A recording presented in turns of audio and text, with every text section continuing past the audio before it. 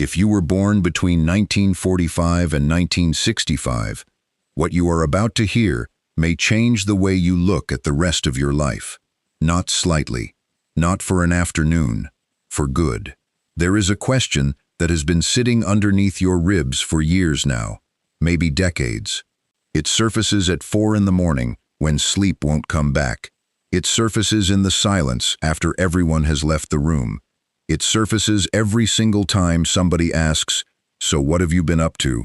and you give an answer that isn't really the truth. The question is this really all there was supposed to be?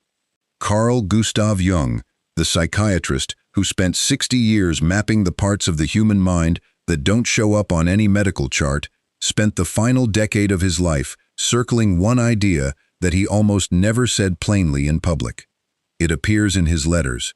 It appears in the pages he wrote and then chose not to publish. It appears, unmistakably, in the stone he carved with his own hands at Bollingen the year before he died. That idea is what this video is about. And if you are one of the hundreds of millions of people alive today who were born in that 20-year window between 1945 and 1965, it was, in a very specific sense, about you, long before you ever pressed play. You don't have to believe a single word of this yet.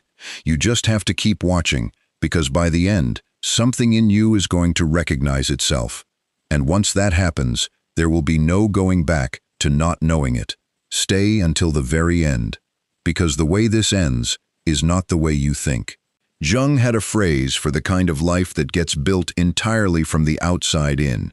The diplomas, the mortgage, the title on the door, the family photo where everyone is smiling because the photographer said to.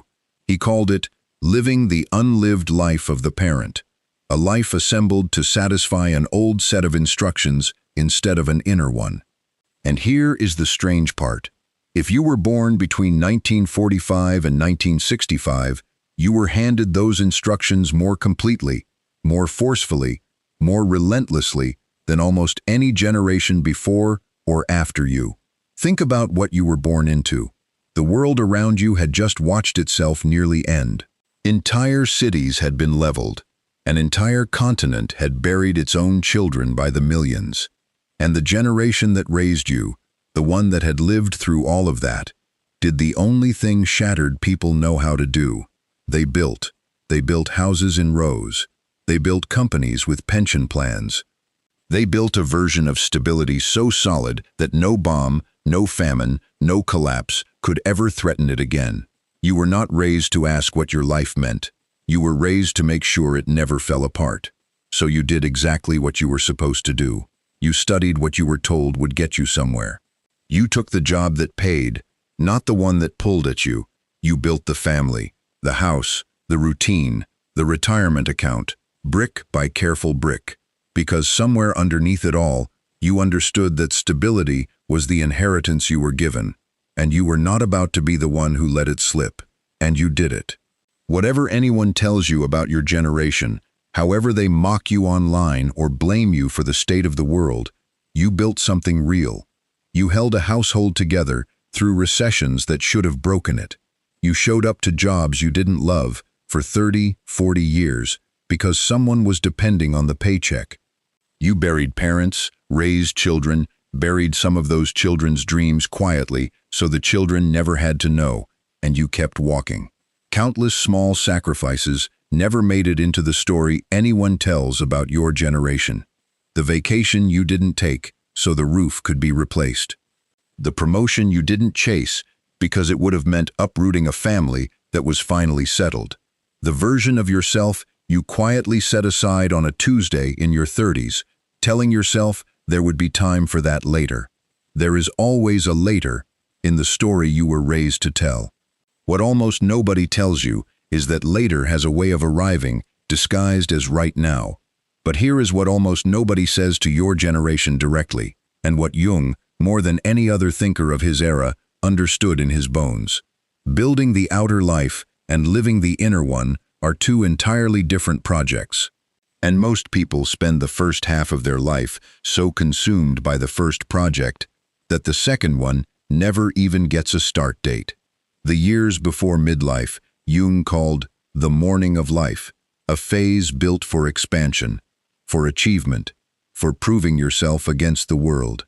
And he called what comes after it the afternoon of life, a phase built for something the morning never had time for, turning inward, and finally asking what any of it was actually for.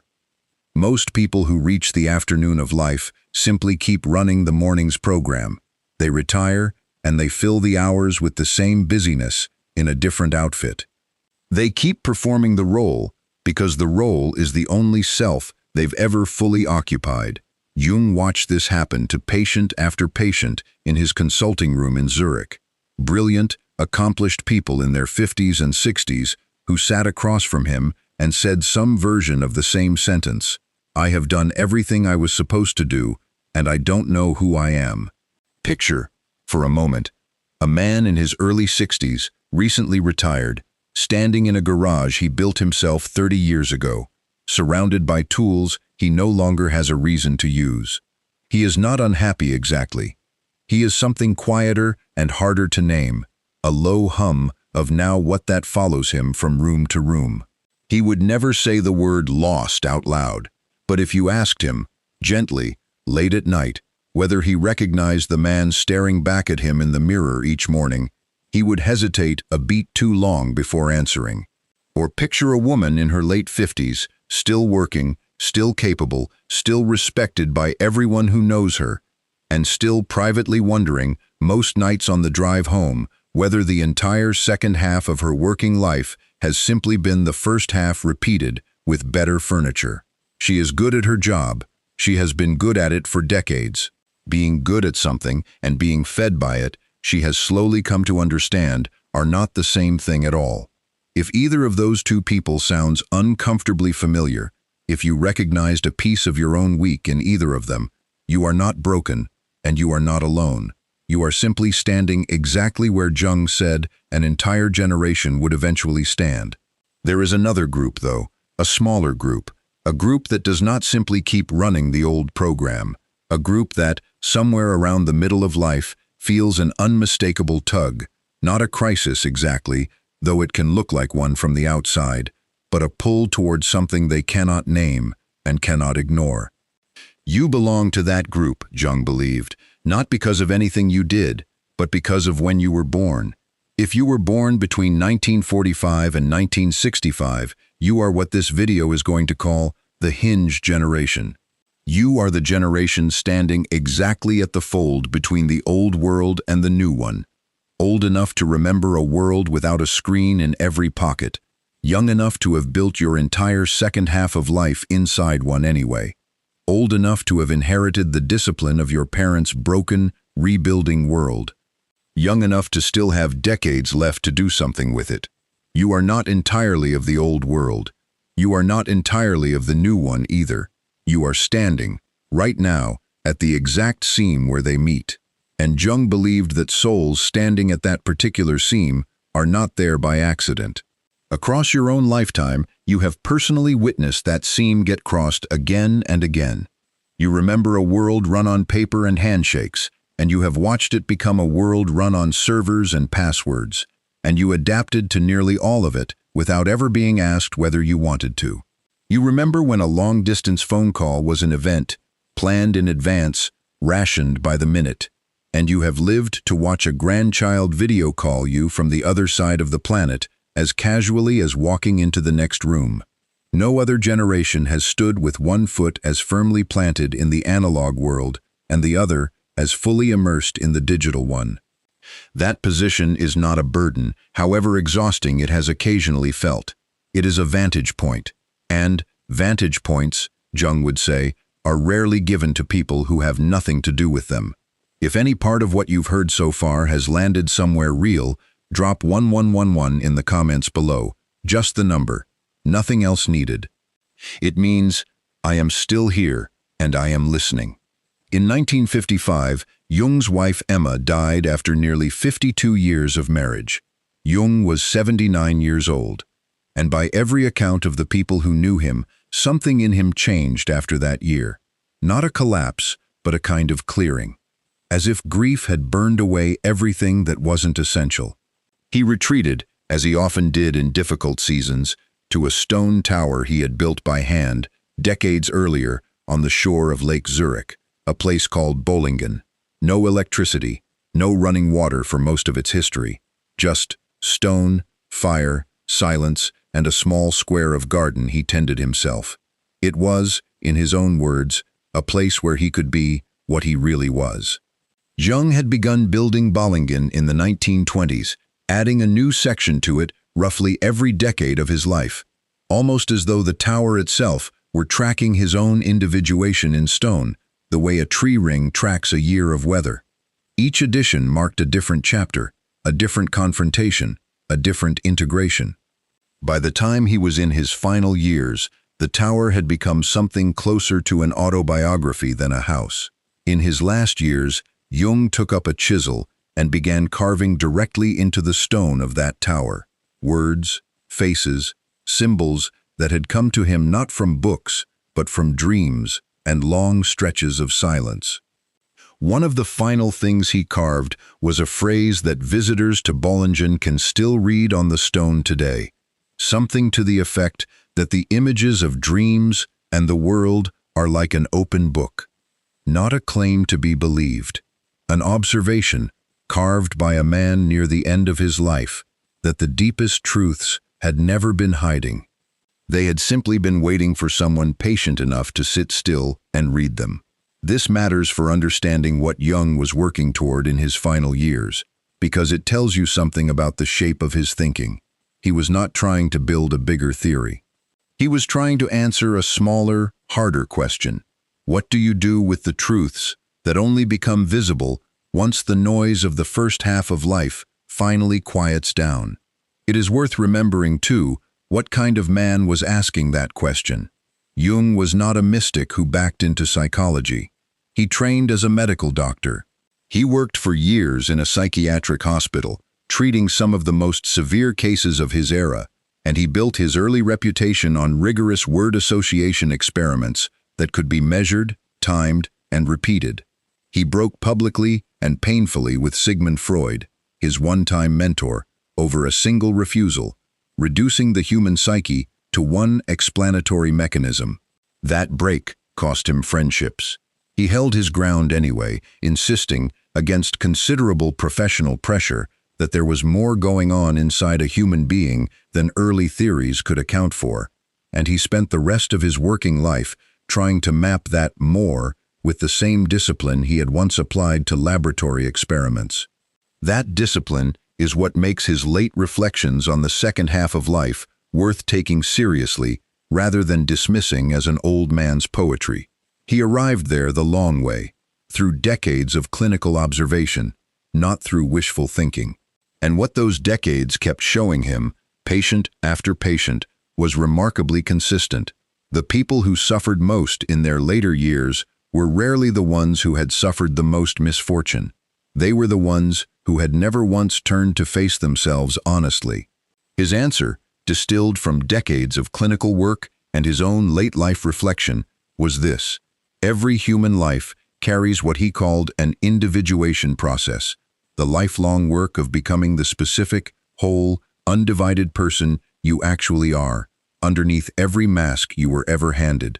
Most people never complete it. Most people don't even properly begin it, because the demands of the morning of life never let up long enough. But the Hinge Generation, Jung's framework suggests, carries something additional, not just an individual individuation process, but a kind of relay runner's responsibility. You were raised by people who survived catastrophe by building walls of stability around themselves and their children. Necessary walls. They kept you fed, housed, and safe. But they were walls all the same, structures that, by their very design, keep certain things out: curiosity, vulnerability, the willingness to sit with a question that has no immediate practical answer. Read that way, generations positioned exactly where you are positioned are handed an unusual task, not to tear those walls down out of spite, but to finally walk through the gate in them. to take everything of value that was built inside those walls and carry it somewhere the walls themselves could never reach. Forward, inward, into whatever comes next. This is not a small thing to be handed, and it is not a comfortable thing either. Ask anyone in your life who has quietly started asking bigger questions in the second half of their life whether it has been comfortable. It hasn't. It has usually been the most disorienting, most alive, and most necessary season of their entire existence. There is a reason Jung chose stone for this work instead of paper. Paper can be revised, softened, hidden in a drawer. Stone cannot. Once you carve something into stone, it is there permanently, visible to anyone who walks past, including yourself. Jung seemed to understand, in his final decade, that some truths need to be made permanent before we will finally stop negotiating with them. What would it mean for you to do the same, not literally with a chisel, but with a decision you finally stop revising? So how do you know if this applies to you? If you are actually standing at that hinge, or if this is simply a nice story set against a birth year that happens to be yours? Jung's clinical notes, read across decades, point toward 3 unmistakable signs, not symptoms of a problem, signs of readiness. Sign 1, a success that doesn't land. You reach something you spent years chasing, a promotion, a paid-off house, a milestone birthday everyone throws a party for, and instead of the relief you expected, there is a strange, hollow quiet. Not depression exactly, something closer to disappointment in the achievement itself, as if it turned out to be smaller than the years you spent chasing it. You stand in the kitchen after the guests have gone home, the dishes still in the sink, and you feel, unmistakably, less full than you expected to feel. If you have felt that particular flavor of quiet after success, that is the first sign. Sign 2, an old passion resurfacing uninvited. Something you loved before life told you it wasn't practical. Painting, an instrument you put down at 22, a language you meant to learn, a piece of land you always wanted to work with your hands, starts tapping on the inside of your skull at inconvenient hours. It shows up while you're stuck in traffic. It shows up at 2 in the morning. It shows up in a museum gift shop, in front of a set of paints you have no plausible reason to buy, and you buy them anyway, and don't tell anyone why. Jung believed the unconscious does not forget what the conscious mind was forced to abandon. It simply waits. And in the second half of life, it starts knocking louder. Sign 3, an increasing intolerance for pretending. Small talk that used to be easy now feels unbearable.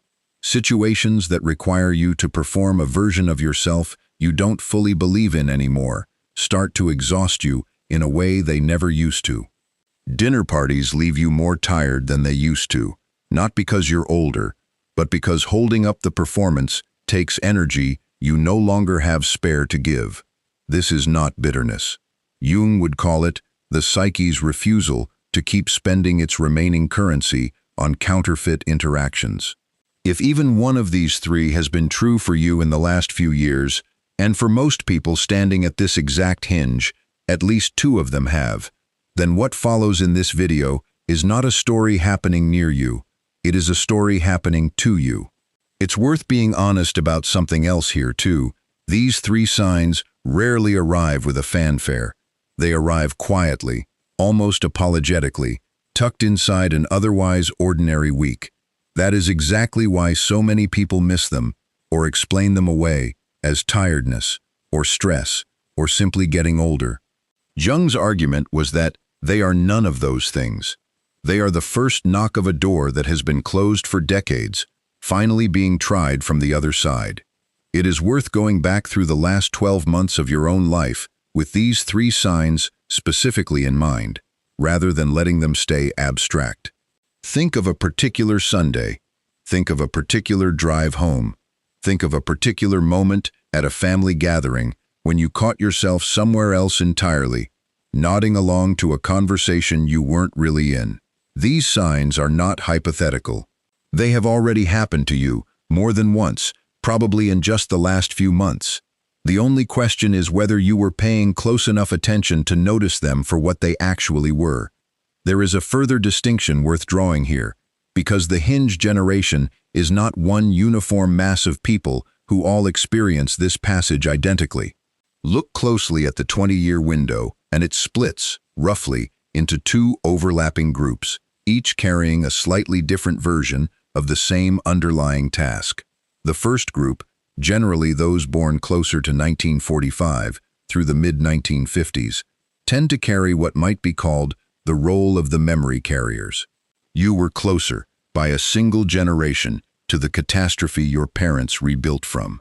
You absorbed their caution more directly, more completely, often without ever hearing the stories that would have explained where that caution came from.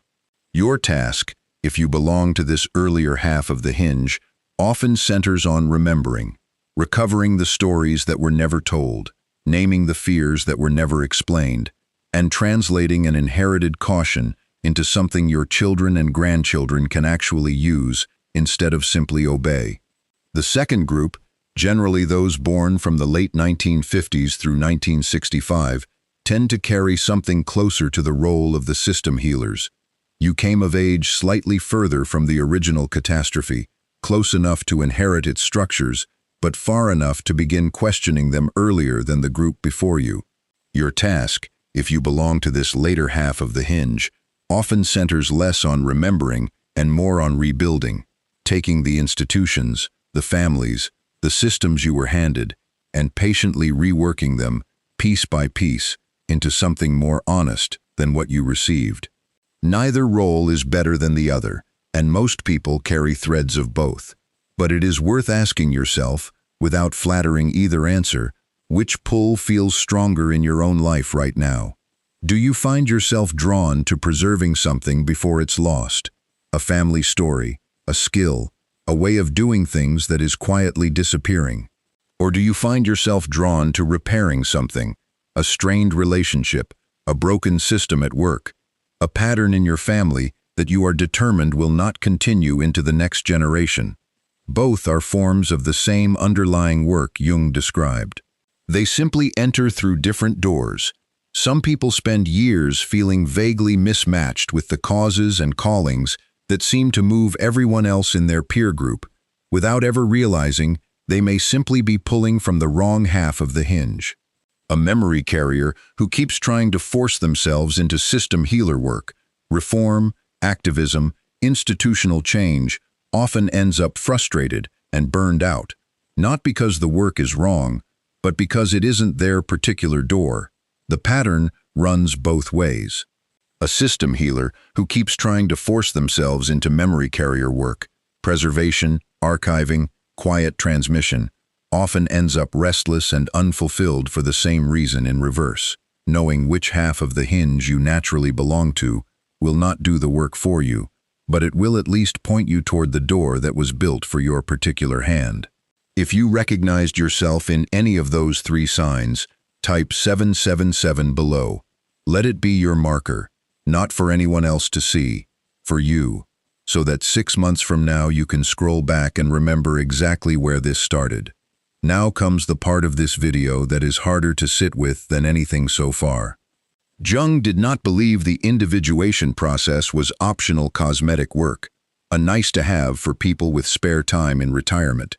He believed it was the central task of a human life, and that a life which ends without it, however outwardly successful, ends unfinished in a way the person carries into their final years as a low, persistent ache they can never quite locate the source of.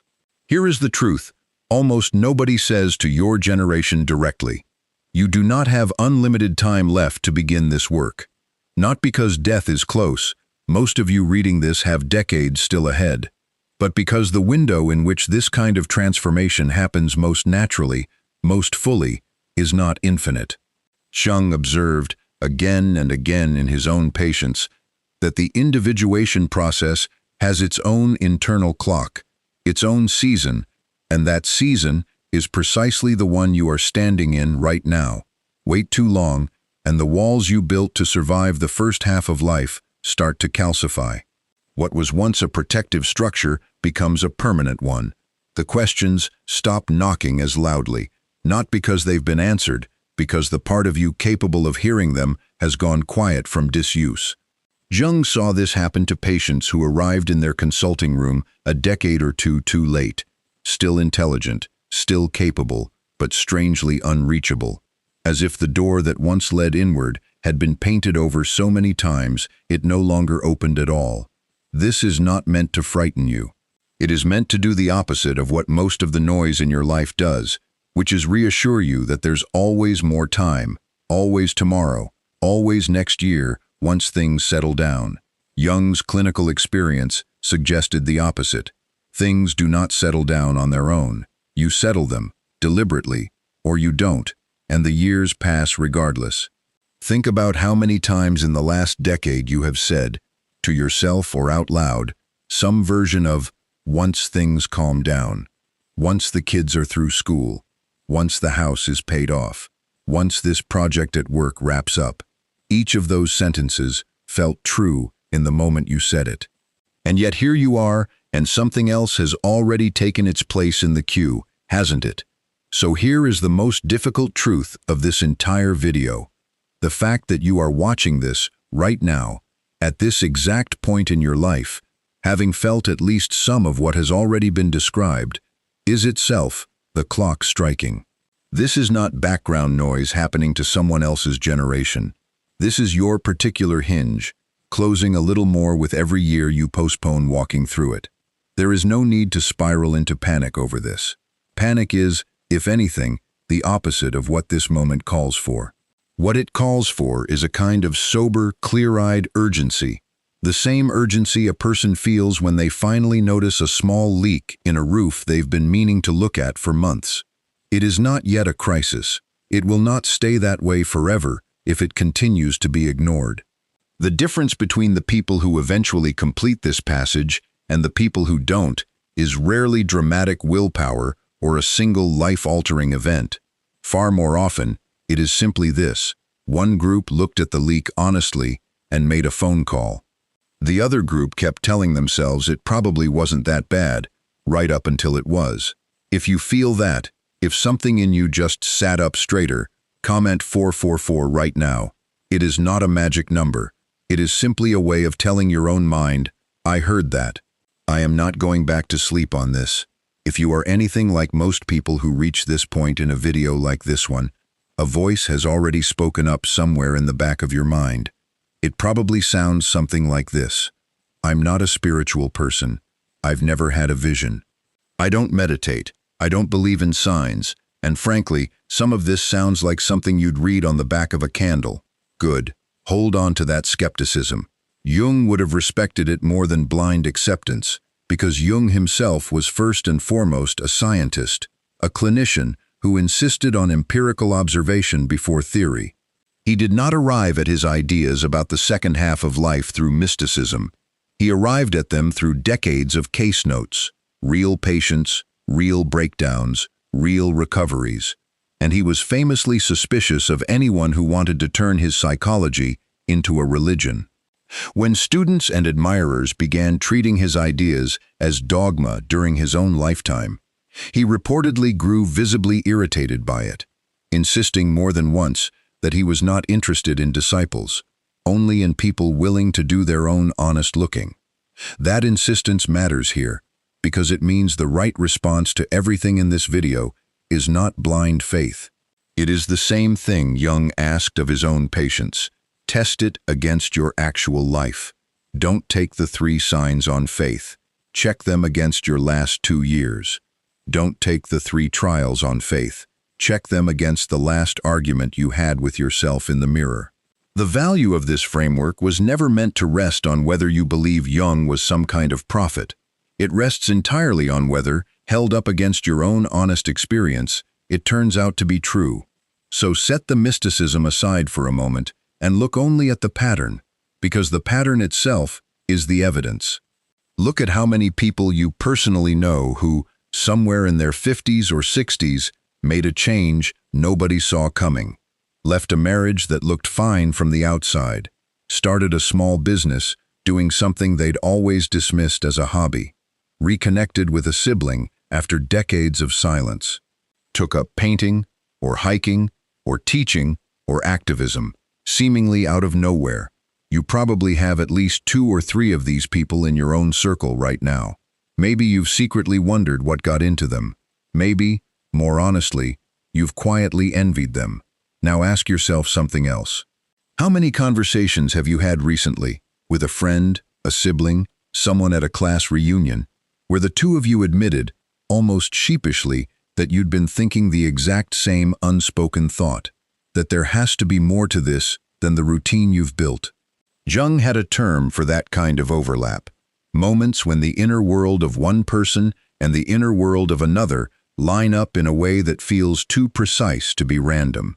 He called it synchronicity, not magic, but a meaningful coincidence, evidence that individual minds are not as separate from one another as they appear. And his broader body of work implies that certain generations, shaped by the same historical pressures at the same formative ages, develop something close to a shared unconscious current, not identical thoughts, but a shared readiness for the same kind of awakening, arriving in millions of individual lives at roughly the same time. That is what is happening to your generation right now, all over the world, largely in private, rarely discussed out loud, because nobody has given people permission to say it plainly. You are not imagining the restlessness. You are not uniquely broken for feeling it. You are one node in a much larger pattern, millions of people born in the same 2-decade window, arriving without fanfare at the same threshold, most of them believing they are the only one. Consider for a moment how strange it is that a phrase like empty nest, or midlife reinvention, or second act exists in nearly every language spoken by people your age, across cultures that otherwise share almost nothing in common. Language doesn't invent phrases for experiences nobody is having. It invents them because millions of people needed a word for something they were all quietly going through at once, without ever comparing notes. There is a story worth pausing on here, not because it is unique, but because it is so common, it has almost become invisible. A man, 61 years old, spent 38 years running the same small accounting practice his father had started. He was good at it. He was respected in his town for it. He had never, not once in nearly 4 decades, told a single client the truth about how much he had come to dread the sound of the office door opening each morning. Then, at a class reunion he almost didn't attend, an old classmate he barely remembered pulled him aside and said, almost embarrassed, that he'd been having the strangest thoughts lately, that he kept dreaming about the woodworking shop his grandfather used to run, that he couldn't explain why it kept surfacing after 40 years of never thinking about it once. The accountant went quiet for a long moment. Then he admitted he'd been having something almost identical, not woodworking, but an old guitar in his attic he hadn't touched since college, that had started showing up in his own dreams for months. Neither man had told anyone this before that night, each one certain he was the only person losing his mind a little in exactly this particular way. Jung would say what happened in that conversation was not a coincidence in the dismissive sense of the word. It was the collective unconscious of an entire generation surfacing, almost simultaneously, in 2 men who hadn't spoken in decades. Proof, if either of them had needed it, that the restlessness was never a private malfunction. It was the hinge, turning, exactly on schedule. If you've had that exact conversation with someone, the one where you both admitted you were thinking the same thing, drop 528 below. Some call that number the frequency of transformation. Whatever you believe about that, let it mark this moment. Before this video tells you what to actually do with any of this, there is a harder passage that has to come first, because skipping it would be dishonest. Jung was explicit that the path into the second half of life is not simply a pleasant unfolding, it runs through resistance.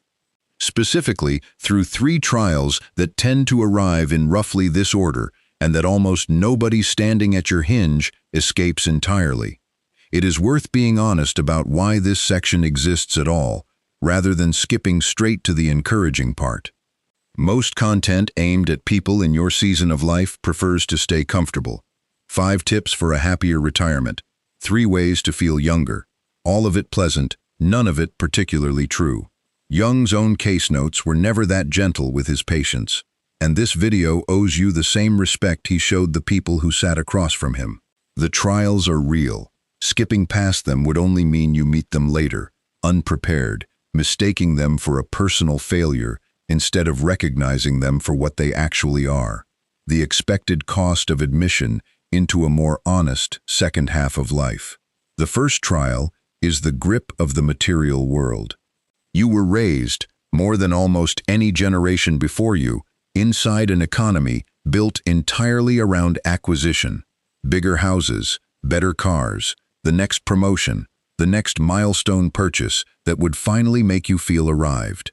And it worked, for a while. Each new acquisition delivered a small hit of relief, a small sense of having climbed one rung higher. Then, at some point, it stopped working, and no amount of additional acquisition brought back that early sense of forward motion. You bought the thing you'd wanted for years, and 3 weeks later, it was just a thing in the garage. Jung would say this is not a personal failure. It is the material world doing exactly what it was always going to do eventually. Run out of runway. The soul was never going to be satisfied by square footage. The trial is recognizing that before it costs you another decade. The second trial is spiritual ego. This one is subtler and more embarrassing to admit. Once someone begins waking up to the deeper questions, there is a real temptation to treat that awakening itself as a new achievement to be proud of, to become quietly superior about it, to look at people still consumed by the first half of life and feel a kind of pity dressed up as wisdom. It can show up as impatience with a spouse who hasn't woken up the same way. It can show up as a subtle need to be seen as the enlightened one at the family dinner table. Jung warned about this specifically. He called it inflation, mistaking contact with something larger than yourself for becoming that larger thing yourself. The trial is staying humble enough to keep learning even after you've started to see. The third trial is soul exhaustion. This is the trial almost nobody talks about, because it doesn't look like failure from the outside. It looks like functioning.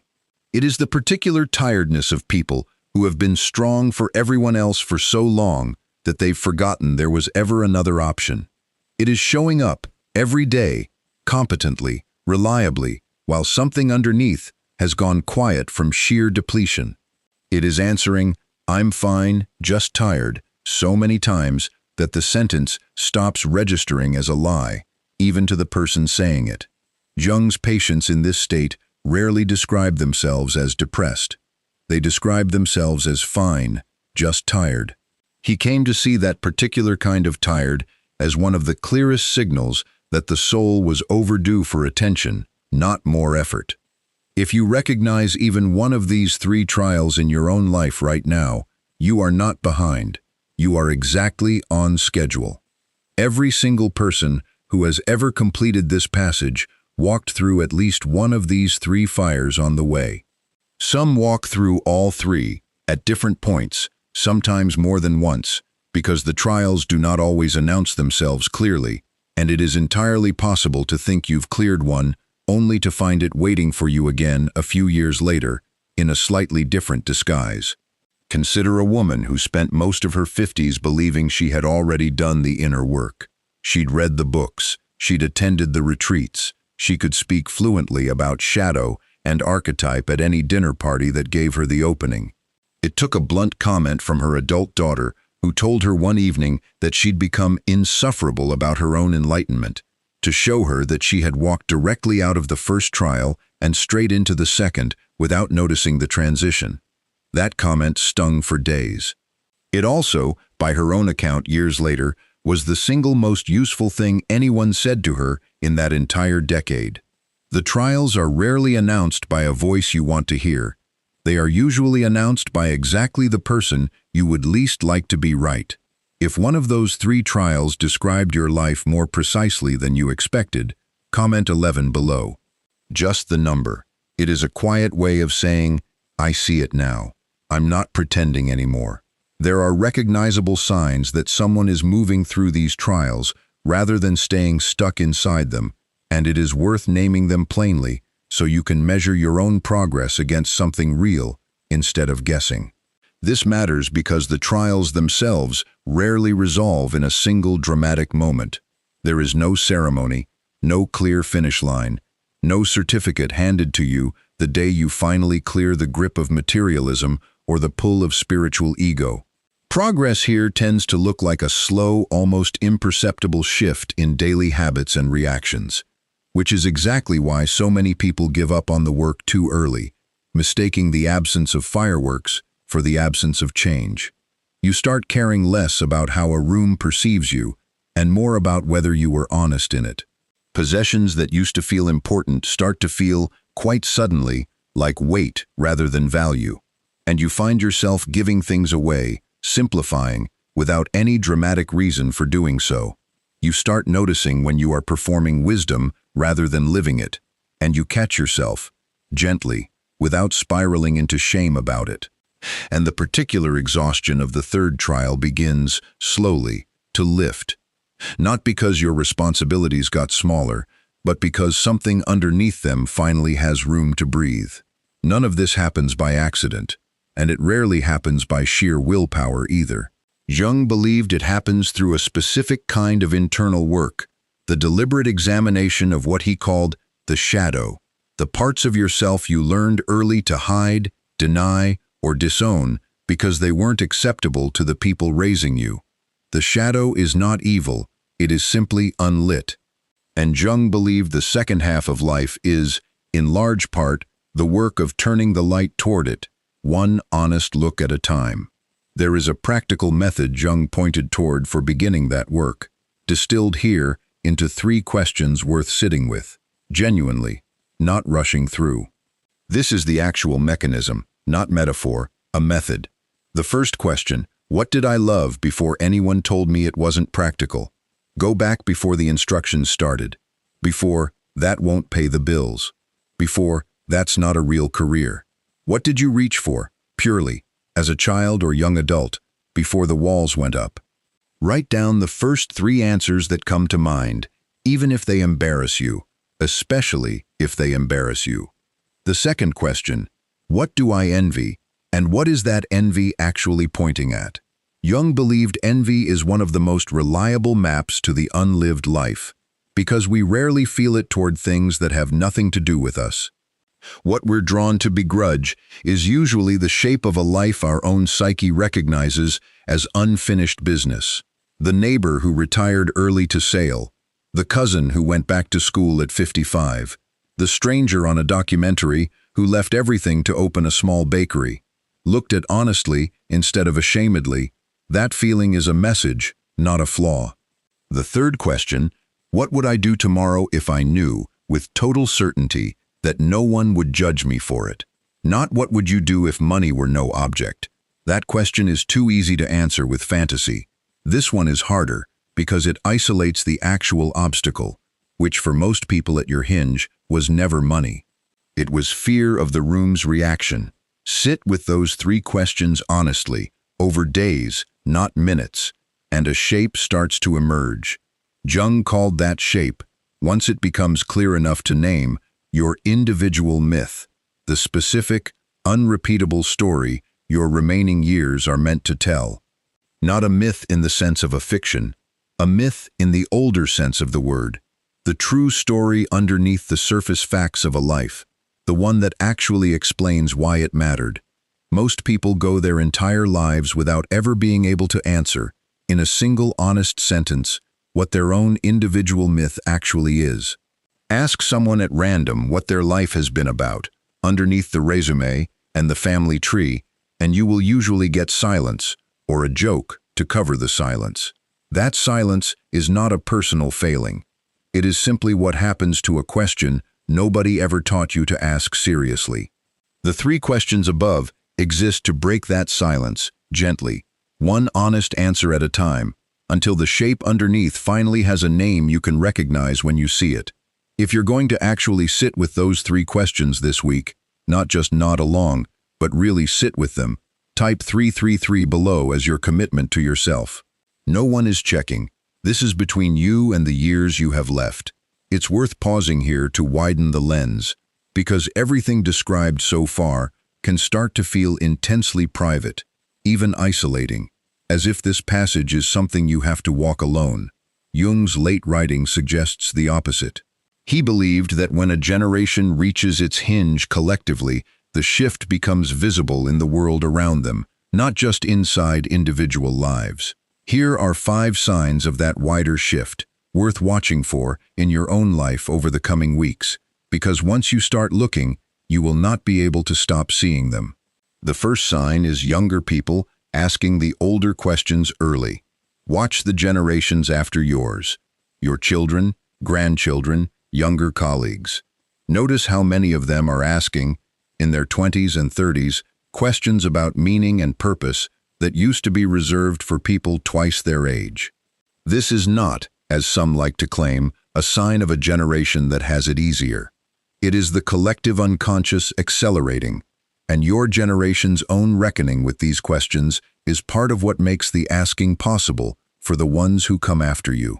The second sign is the quiet erosion of institutions that once held all the answers.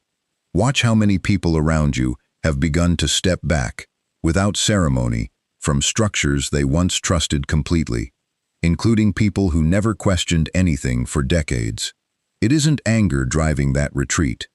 It's a simple sense that the old answers no longer fully cover the questions they're actually asking now. The third sign is the sensation that time itself has sped up. Nearly everyone at your hinge reports some version of this. The years compress, holidays arrive faster, and there is a growing, almost physical urgency to not waste what remains. This is not an illusion. Call it the psyche's own clock, finally audible now that the noise of the first half of life has quieted enough to hear it. The fourth sign is old wisdom resurfacing in new forms. Practices your grandparents might have dismissed, contemplative traditions, older forms of community, slower rhythms of living, are being rediscovered, often by people who spent decades chasing the opposite. This is the collective version of the individual pattern. What was buried does not disappear, it waits. The fifth sign is a specific kind of loneliness that has nothing to do with being alone. You can be surrounded by people, a full house, a busy calendar, a long list of contacts, and still feel a particular hollowness because so few of those relationships touch the part of you that is actually going through this. That loneliness is not a flaw in your life. It is often the clearest signal of all that the old structure of connection, built around performing a role, has stopped being enough, and something more honest is trying to take its place. A retired teacher once described this fifth sign more precisely than almost anyone Jung's successors ever quoted on the subject.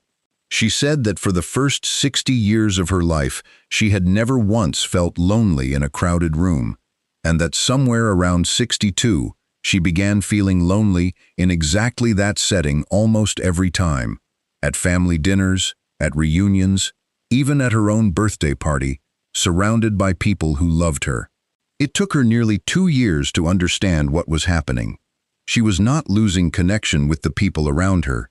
She was gaining a kind of self-awareness those relationships had never been built to hold, and the loneliness was simply the gap between the depth she now needed and the depth those particular relationships had ever been asked to offer. Once she understood that, she didn't abandon those relationships. She began, slowly, asking more of them, and to her surprise, most of the people in her life had been quietly waiting for exactly that invitation. If you have felt even 2 or 3 of these 5 signs in the last year, you are not going through something strange. You are going through something enormous, shared, and, for the first time in a long time, nameable. Before this video moves toward its final section, it is worth pausing to say clearly what all of this is not, because it would be easy to mistake it for something simpler and less demanding than it actually is.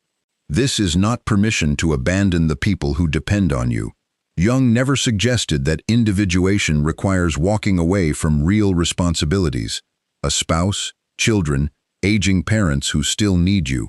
Some of the loudest voices in this space today will tell you that finding yourself means leaving everything behind. That was never Jung's position. His patients who did the deepest work were, almost without exception, still fully present in their existing relationships.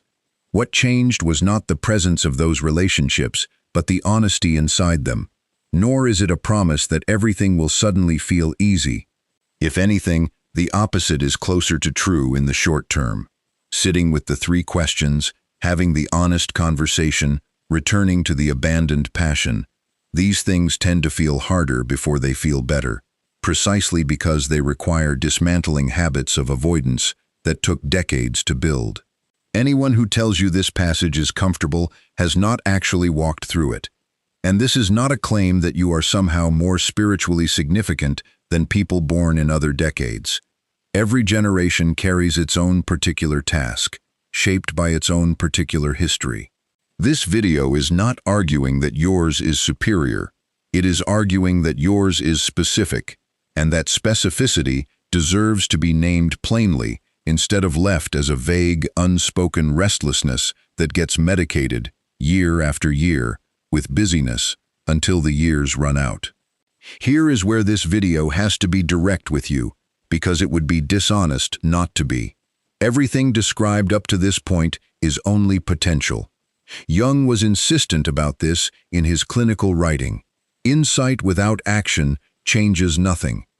He watched patients arrive at profound realizations about themselves in his consulting room and then walk back out the door into the exact same unexamined life, because understanding something intellectually and actually living differently because of it are two entirely separate acts of courage. Unexamined knowledge that is never applied is not a neutral, harmless thing sitting quietly in the back of your mind. Jung considered it, in a real sense, more dangerous than not knowing at all, because it becomes one more thing to feel guilty about, one more unfinished task added to a life already carrying too many of them. Better, in some ways, to never have heard any of this. Ignorance, at least, carries no guilt. Hearing it clearly and shelving it anyway is worse. One more unfinished task quietly added to the pile. There is a particular pattern worth naming plainly here, because it is common enough that you have almost certainly seen it in someone you know, and possibly in yourself. It is the pattern of collecting insight the way some people collect books they never read. Each new video, each new podcast episode, each new conversation adding one more volume to a shelf that keeps growing taller while the person standing in front of it stays exactly the same. There is a strange comfort in that accumulation. It feels like progress. It produces none. Jung would say the shelf itself is not the problem. The problem is mistaking the act of collecting for the act of living. So the question this video has to ask you directly, right now, is not whether any of this made sense. It's whether you are willing to do anything with it. There is nothing complicated about what comes next. Nothing about it requires a course, a coach, a retreat in the mountains, or a single dollar spent on anything at all. Jung's own method, distilled from a lifetime of clinical practice, was never about acquiring new information from outside yourself.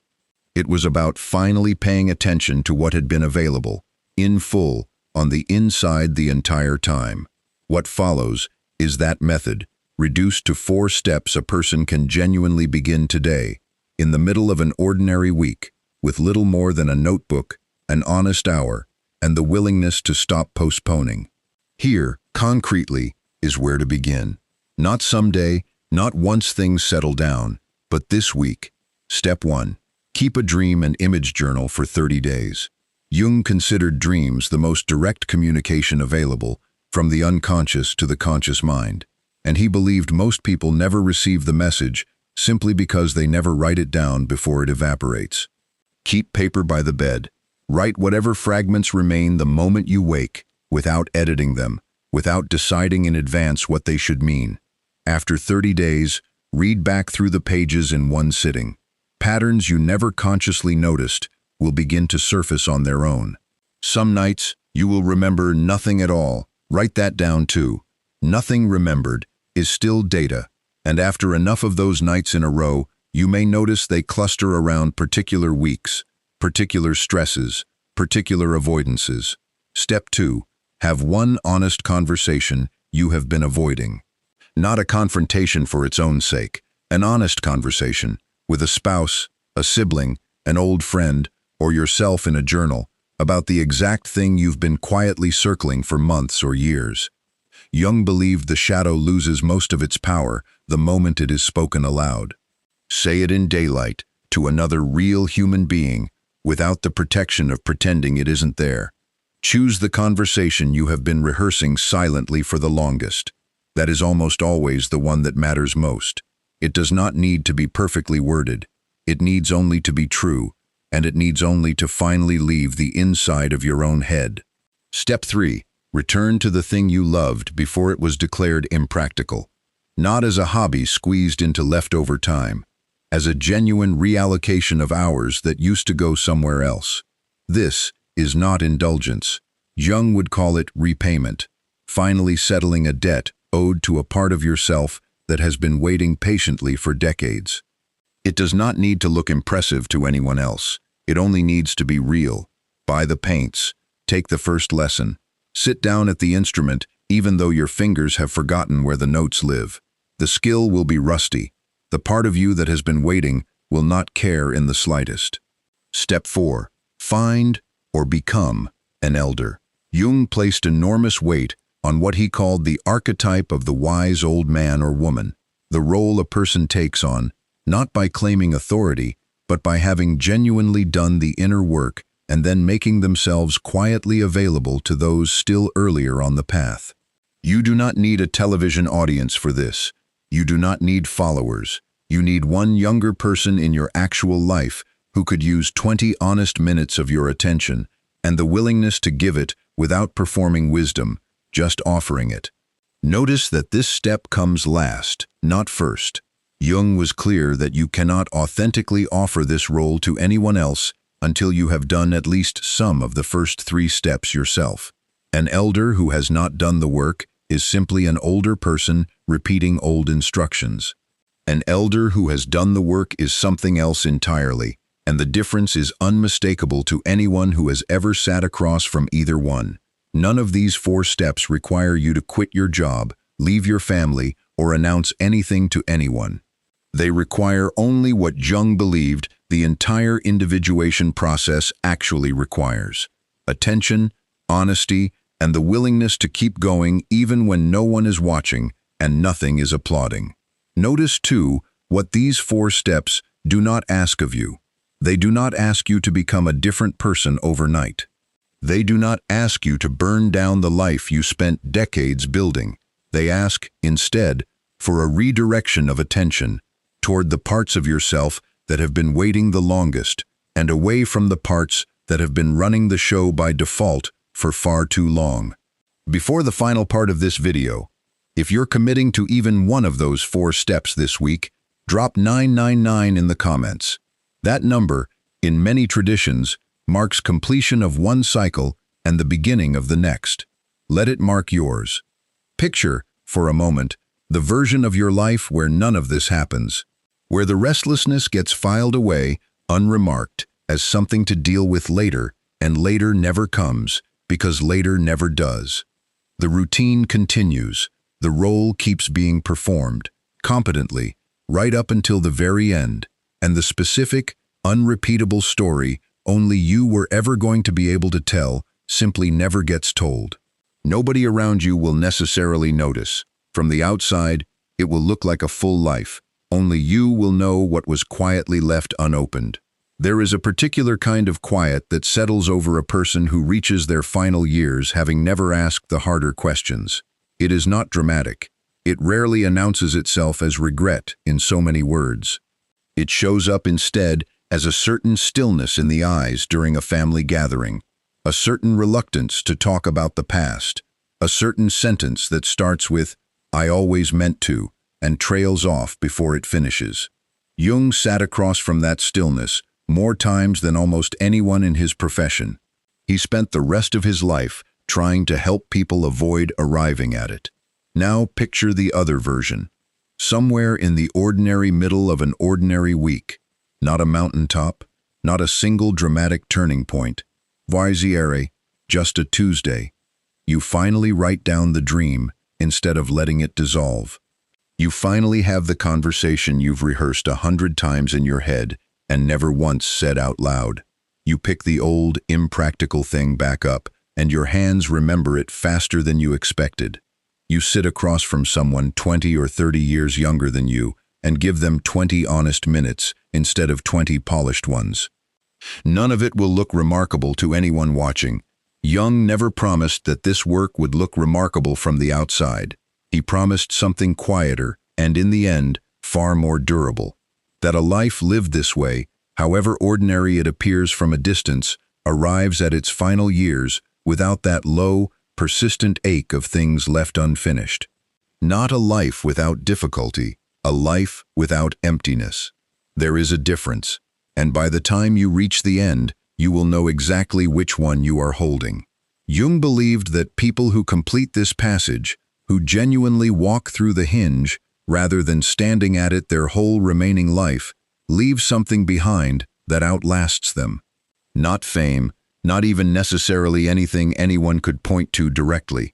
Something quieter, a shape in the people who knew them, a permission passed on without ever being spoken, a wall that got walked through instead of handed down intact to the next generation to carry. This is, in the end, the actual final mission this video's title has been pointing toward all along.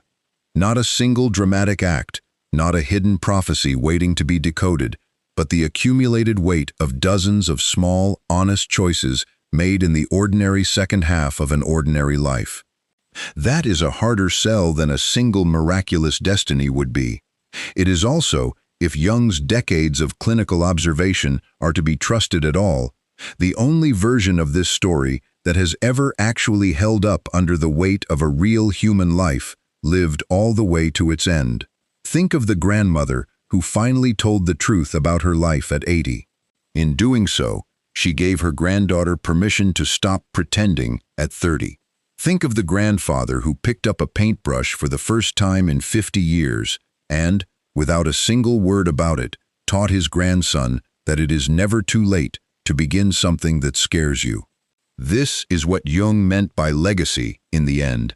Not statues, not inheritances written on paper, a permission, quietly transmitted, that outlives the person who finally earned the right to give it.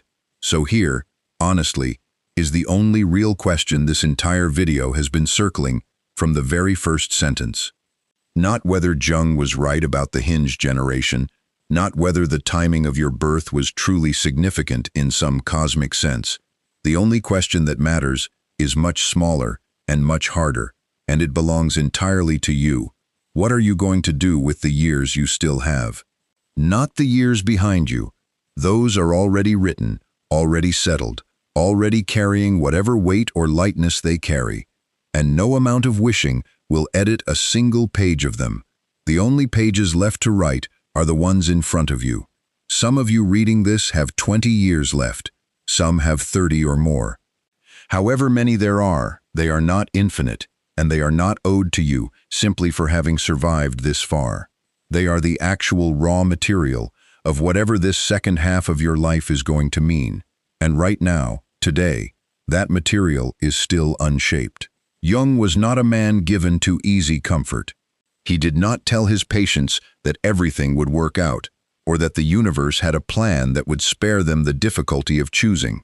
What he offered instead was harder and, in the end, more useful. The conviction that a life examined honestly, however late, however imperfectly, is worth infinitely more than a life left conveniently unexamined. He did not promise peace. He promised meaning, and he was very clear that meaning is not something that arrives on its own. It is something you build, deliberately, out of exactly the raw material your particular life has handed you. The disappointments included, the unfinished business included, the years already spent building someone else's version of you included. Your task did not begin the moment you finished this video. It began the moment you were born into exactly the years you were born into. carrying exactly what your parents' generation could not carry any further themselves. What makes it real is not the watching. What makes it real is the choosing.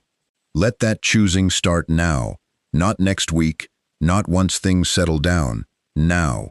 If any part of this reached you the way it was meant to, share it with someone else standing at the same hinge, quietly, without knowing it yet. You may never find out that it was the exact thing they needed to hear. That's all right. Some of the most important things anyone ever does are things nobody ever finds out about. There is one last thing worth saying before this ends, and it is perhaps the most important sentence in the entire video. None of what has been described here required you to have already lived a remarkable life. It did not require success or fame or any special accomplishment anyone else would recognize. It required only that you were born into a specific window of history, carrying a specific inheritance, standing right now at this exact hinge. That is not something you earned. It is simply something you were given, the way every generation is given its own specific weight to carry and its own specific gift to offer in return. What you do with it from here is the only part of the story that was ever actually up to you. Jung could describe the hinge. He could describe the trials, the signs, the questions, the steps. What he could never do for any patient who ever sat across from him was walk through the door on their behalf. That part belongs entirely to the person standing in front of it. Today, that is you.